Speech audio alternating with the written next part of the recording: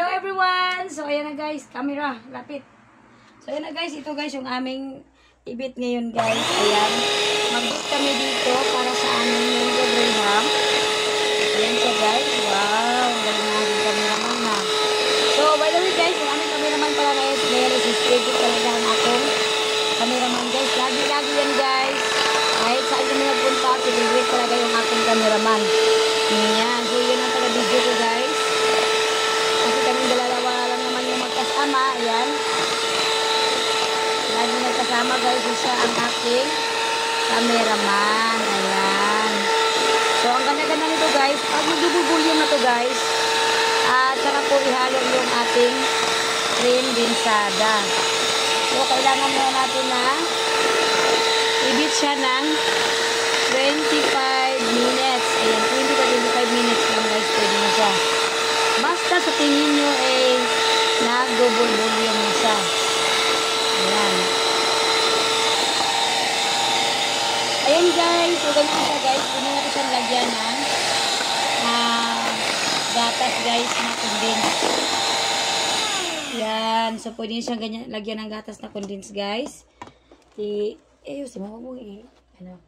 So, ilagay muna natin yan para malagyan natin ng gatas na condense.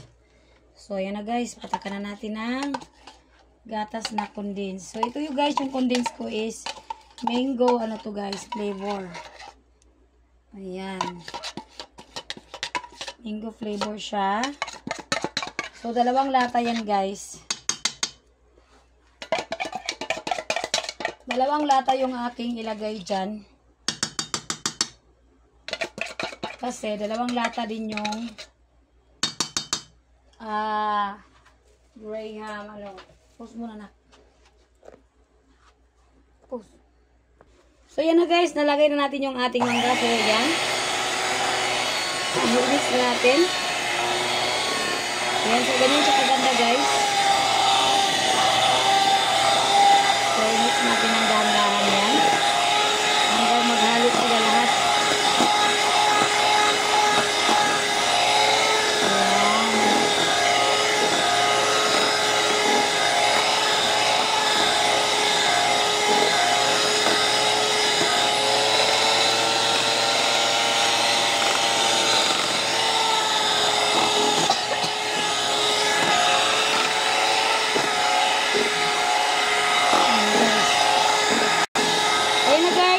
Na siya guys na ma-mix lahat.